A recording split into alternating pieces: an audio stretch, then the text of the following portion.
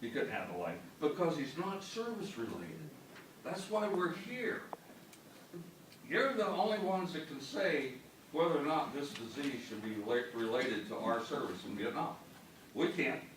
Every piece of documentation that you have before you and on those CDs, there are 93 references on those CDs to what MDS is and how we got MDS. I had this, she's become quite a friend, and somebody in this room may know her. In her letter to the secretary, Dr. Judith Karp, who is the head of adult leukemia at this small organization called Johns Hopkins. So you may know her, may not know her. Okay, she's the head of the adult leukemia department there. On the basis of these and other rigorous clinical observations and molecular blah, blah, blah, blah, blah, be it Agent Orange or benzene, MDS was caused by exposure, our exposure in our honorable service to this nation in Vietnam. Read her full text. The full text is there. VA should have never got me upset, because when you get a computer science professor upset, they don't lose anything, and there's nothing you can hide from them. We go after them. They kicked me in the rear end. Let's put it that way. They didn't have a plan for the team. Bad mistake. Reuben Mason. You may not know that name. Reuben is the director of acute and chronic leukemia at Mayo Clinic. Reuben reviewed my medical records. Reuben came back and wrote to the secretary, this was caused by exposure to Agent Orange in Vietnam. And in every case, they say it's not just me, it's every non-vet that comes down with these bone marrow failure diseases that should be presumed to be this disease should be caused by exposure to Agent Orange. My private oncologist wrote a letter that says this disease evolved well before I turned the age of 60. I'm over 60 now, and it's hard to believe, but I am over 60. It is my medical opinion that Mr. Macfarlane's Myelodysplastic Syndrome is causally related to his exposure to TCDD during his military service in Vietnam on the basis of both his epidemiological and mechanistic data. I try to stay away from big words. I learned in church, if you can't pronounce it, you just say wheelbarrow. But I won't do that. How could the VA tell me that mine is related and Larry's is not related?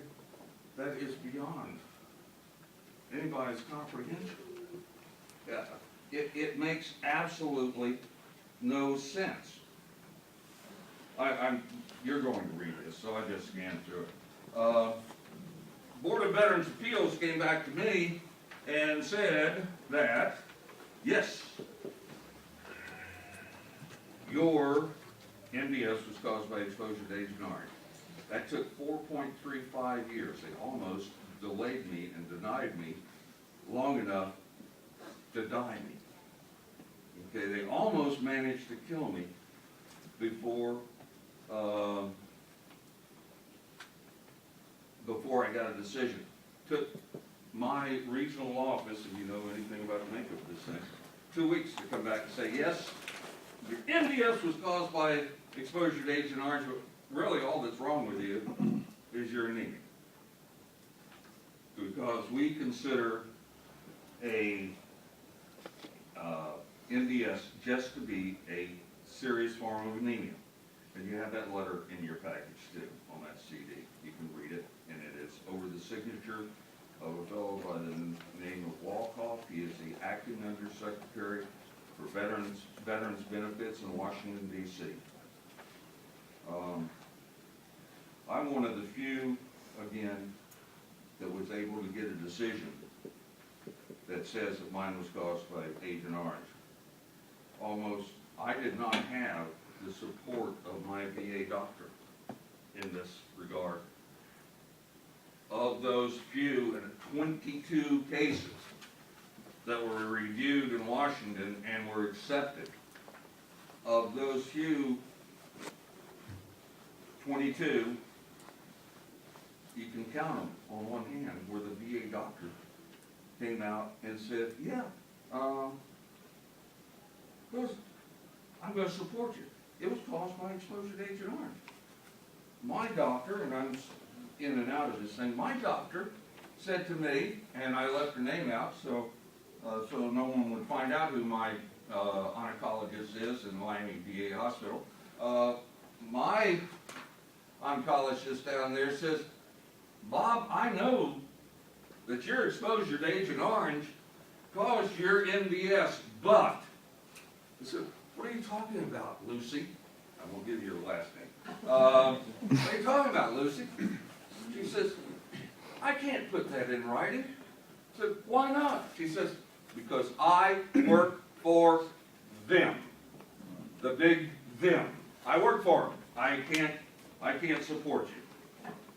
So, God created this thing called the Freedom of Information Act. So I applied through the Freedom of Information Act to get statistics on Myelodysplastic Syndrome. In the last 3 years, there have been approximately 4,000 cases of MDS amongst Vietnam era, whatever that means, Vietnam era veterans. Larry talked about the numbers of Vietnam veterans. There were 2,600,000 of us that set boots in Vietnam. 2,600,000, and I can give you the chapter and verse. I'll email it to anybody that wants it. 2,600,000. How many of us are still alive, boys and girls? 800,000 out of 2.6 million. And the average age, Mr. Oates, is what, 62, 63? 62 or 63. 1/3 of us still survived that conflict in Vietnam. Where did they all go? Well, you started, if you didn't have post-traumatic stress disorder before you started dealing with the VA, they probably gave it to you, and now you went off and killed yourself. I don't think that many of them. You want me to wrap it up? I want you to move on to the other two letters. Right, so I can tell you that we will read this in detail. We Yes, ma'am. appreciate all the information that you've provided us, but I Okay. understand that you also are going to be presenting 2 letters. I wonder if you could move on 3. to those. Okay? 3. Can I ask one question? Yeah. My question is, are you saying that your MDS is leukemia? Well, I didn't get to that part. I'm not saying my MDS is leukemia. Dr. Judith Karp, who's the head of the leukemia department at Johns Hopkins, is saying that it's leukemia.